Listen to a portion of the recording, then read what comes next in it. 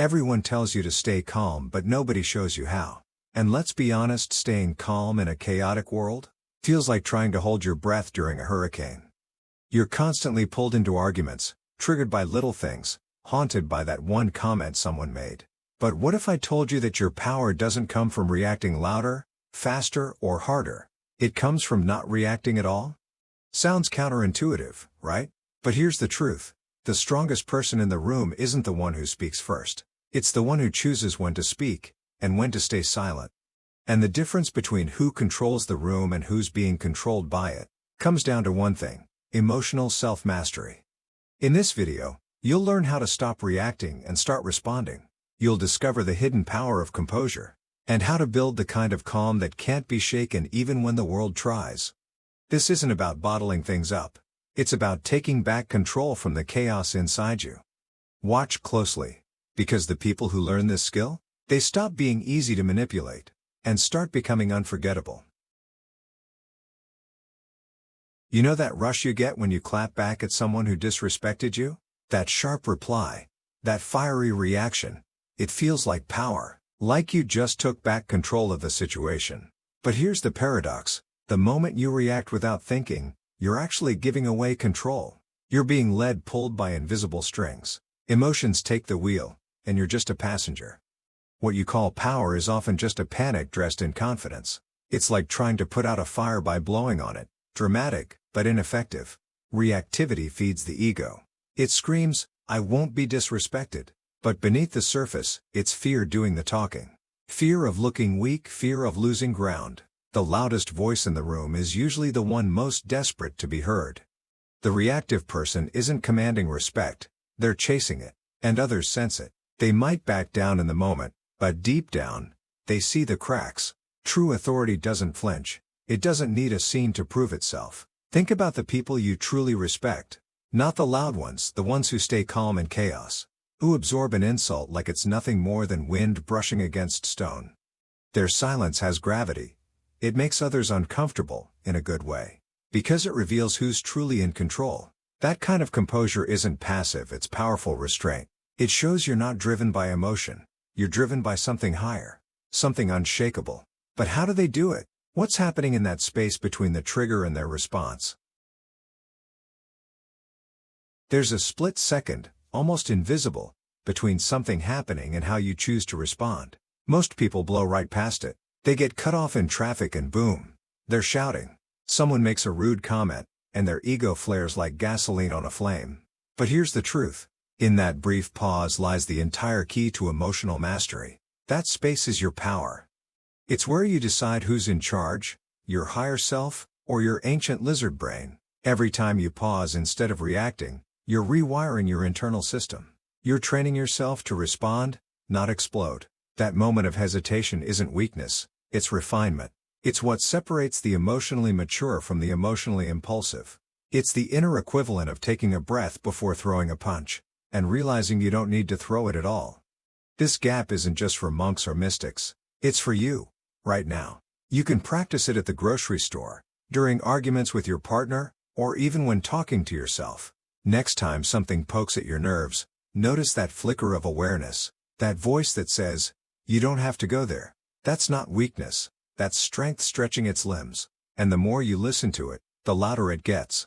Until it becomes your default. But if you're not your reactions, then who exactly are you? If you can observe your anger, your jealousy, your pride, doesn't that mean you are something separate from them? Something deeper, quieter, more powerful? Let's talk about that next. Let's get something straight. Your emotions are real, but they're not you. They're signals, not identities. A storm might hit your house, but that doesn't make you the storm. And yet, most people live as if every emotional wave defines them. "I'm angry," they say, not "I feel anger," but "I am anger." That's like mistaking a passing cloud for the sky itself. Your true self isn't the feeling, it's the one witnessing the feeling. Think of yourself as the sky, your emotions, just weather. Storms come. Sure, thunder roars, rain falls, but the sky remains. It holds it all without judgment. That's your superpower. The ability to experience emotions fully without becoming them. You don't need to suppress them or pretend they're not there. You just need to stop fusing with them. When you create that separation, you get clarity. And with clarity comes choice. The moment you realize you're the observer, not the chaos, the game changes. Someone insults you, you can feel the sting without becoming the wound. You can say, "Ah, there's that anger," and breathe it in like a visitor, not a king taking the throne. That shift might sound subtle, but it's seismic. It gives you options, and options are freedom. Without that awareness, you're just a puppet of your feelings, yanked around by strings you didn't even know were there. But here's where it gets even more interesting. When you stop being ruled by your emotions, something else takes the lead. Something quieter, sharper, more composed. It's that still inner core that doesn't flinch. And if you learn to center yourself there, especially in the heat of the moment, you'll discover the kind of strength that doesn't make noise. The world glorifies quick reactions. Be fast, be sharp, fire back. But when everything's moving at lightning speed, the calm mind becomes the sharpest weapon in the room. Stillness isn't passive, it's presence. It's awareness that doesn't get pulled into every distraction, every provocation. And ironically, in a world where everyone's rushing to be heard, the one who doesn't rush speaks the loudest, even in silence. Stillness is how you process instead of panic. It's the quiet pause before you decide what matters and what doesn't. That space isn't empty, it's full of insight. While others rush to respond, you're scanning the bigger picture. That's the edge. You don't just react to what's said. You understand what's behind what's said. You see intent, emotion, weakness, truth. And in that clarity, you choose your move, if you make one at all. Think of a chess master. They don't win by making the most moves. They win by making the right move. That's what stillness does. It filters the noise, the ego, the pressure. It says, not every jab deserves a swing. The still mind isn't slow. It's focused. And that focus gives you an unfair advantage in emotional battles. People expect reactions. When they don't get one, it throws them off. It exposes their need to control you. So when someone throws emotional bait, guilt, provocation, drama, what happens if you don't bite? What if you let it dangle in the air, untouched, while you stay rooted like a mountain? That silence says more than words ever could. But it also raises the question, how do others start seeing you when you don't flinch? Respect isn't just about what you say. It's about how you carry yourself under pressure. The moment someone loses their cool, they start leaking power. You've seen it. The boss who yells when challenged, the friend who snaps over a minor disagreement. In that instant, they reveal more than frustration. They reveal fragility. Composure isn't just admirable, it's magnetic. People naturally look up to the one who keeps their center when others lose theirs. When you explode emotionally, you make yourself small. You become predictable, easy to provoke. And in the eyes of others, that predictability becomes a weakness. Emotional outbursts might feel satisfying in the moment, but they cost you more than you realize. Trust, credibility, respect. Because people don't follow volatility, they observe it from a distance. The more often you lose your temper, the less seriously you're taken. Now here's the part nobody talks about. Some people will test you, just to see if they can shake you. Consciously or not, they're checking your stability. Can you hold the line? Will you react like everyone else, or will you surprise them with your stillness? When you stay composed, especially when provoked, it unsettles them. It signals that your emotions are not available for manipulation. And once people realize they can't get a rise out of you, a shift happens. You become someone they have to respect, even if they don't like you. That's the beginning of something deeper. Not just emotional control, but strategic influence. And to use it wisely, you have to know exactly when to speak, and when silence becomes your strongest statement. Not every battle deserves a sword. Sometimes, the sharpest move you can make is staying silent. Silence can cut deeper than words when used with intention. But let's be clear, this isn't about avoidance or weakness. It's about choosing your moments. Knowing when to hold back isn't suppression, it's strategy. The strongest people in the room often say the least, not because they don't have thoughts, but because they're weighing which ones are worth releasing. Think of silence like a currency. Spend it wisely, and people lean in. Waste it, and it becomes background noise. When you speak rarely, your words carry weight. They create contrast, and when you finally do speak, people listen. They expect depth, authority, purpose. That's the gift of tactical silence. It builds tension, and in that tension, people reveal themselves. their assumptions, their insecurities, their need to fill the space you left intentionally open. But there's a fine line between strategic silence and emotional shutdown. The former is powerful. The latter is just another form of reaction, passive, but no less reactive. Tactical silence isn't about withdrawing, it's about watching, observing, giving others enough rope to show you who they really are. You're not hiding, you're gathering information. And when the moment's right, you speak with precision, calm clarity, no wasted motion. So next time someone throws bait, pause, breathe. Ask yourself, is this moment asking for my voice, or my stillness? Either one can be a weapon, but only if used with purpose. And the more you master that choice, the more you'll notice something unexpected. Even your restraint begins to echo louder than other people's noise. Words have weight, but only when they're not thrown around carelessly. The more you speak, the less people hear. Ever notice how those who talk the most are often taken the least seriously? It's not just about volume, it's about scarcity. When you show restraint, your words stop blending into the noise. They stand out, they demand attention.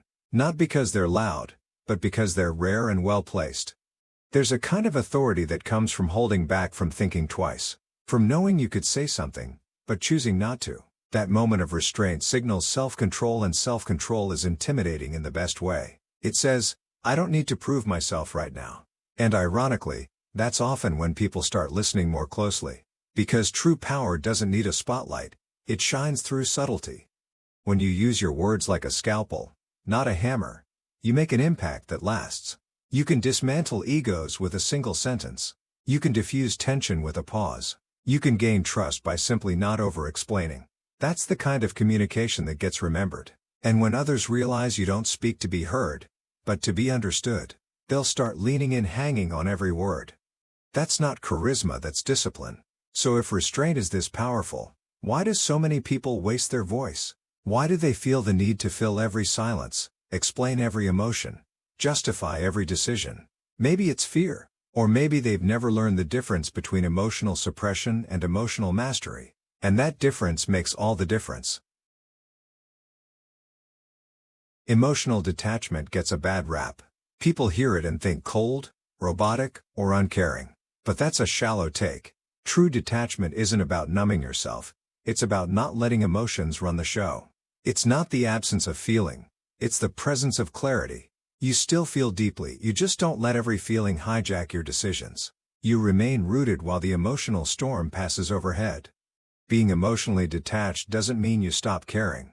It means you start caring intelligently. You stop throwing yourself into every drama, every conflict, every moment that tugs at your emotions. You choose where to place your energy. That's wisdom. Anyone can explode when things go sideways. But to stay centered, to move through chaos without becoming it, that's the quiet brilliance of emotional detachment. People often confuse emotional detachment with avoidance, but they're not the same. Avoidance is fear-based, it runs from discomfort. Detachment is strength-based, it sees the discomfort, nods at it, and keeps moving forward. You're not pretending things don't matter. You're simply deciding how much they matter, and whether they deserve space in your mental landscape. That's not coldness, that's emotional maturity. And once you develop that lens, you'll start seeing life differently. You won't jump to defend yourself every time someone questions you. You won't spiral when something unexpected happens. You'll respond, not react. And as this detachment strengthens, so does something else. Your ability to observe without getting pulled in. Which brings us to something powerful, the daily habit that trains this inner observer. You weren't born reactive. You were trained to be. Over time, the world taught you to respond to every poke, every comment, every challenge like your life depended on it. But here's the good news. You can untrain that reflex. And it starts by awakening your inner observer. That quiet voice in the back of your mind that watches before it acts. The more you practice noticing instead of reacting, the more power you regain over yourself. One of the most underrated daily practices is simply pausing. Before sending that angry text, before rolling your eyes, before jumping into a heated debate, just pause and observe. What am I feeling? What triggered it? Is this worth my peace? That's how reactivity starts to unravel. You're not suppressing the emotion, you're studying it. Like a wise mentor watching a student act out, without rushing in to fix or punish.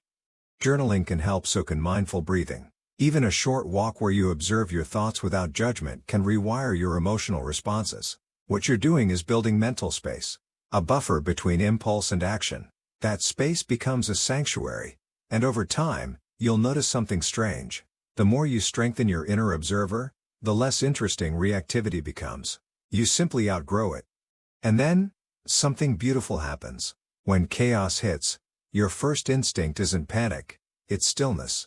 While others lose their grip, you hold yours tighter, and the more you practice, the more unshakable you become. Until one day, you'll find yourself in the middle of a storm, completely unfazed. But how do you know when you've really mastered this? The funny thing about real strength is that no one sees it until they try to break it. It doesn't parade itself around or demand recognition, it just is. Quiet, subtle, steady. You won't find it in loud declarations or angry reactions. You'll find it in someone who gets insulted and simply smiles. In the person who chooses peace over ego. Not because they're weak, but because they're grounded in something deeper.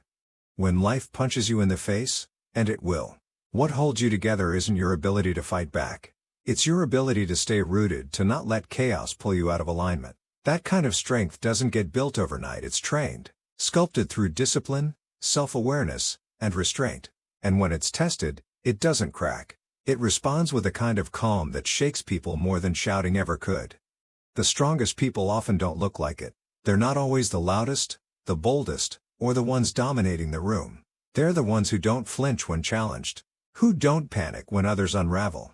They're unshakable because they've been broken before, and chose to rebuild in silence. That's the strength that can't be faked. It comes from within, it's forged in discomfort, and it doesn't need validation.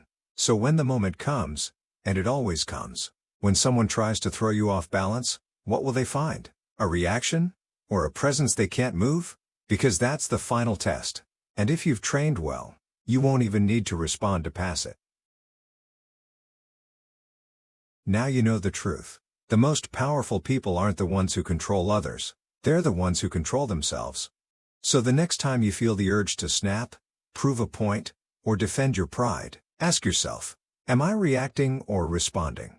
Is this worth my peace, or is my silence the real strength here? This kind of control isn't built overnight, but if you practice what you've learned today, if you watch, pause, breathe, and choose, you'll start to feel it. That calm, that clarity, that quiet edge that makes others stop and pay attention. Now, if this message hit home, if it gave you even one shift in how you see yourself, then do this. Tap subscribe, hit the bell, and share this video with someone who needs to hear it. Because the more we learn to master our emotions, the less the world can master us. We'll see you in the next one.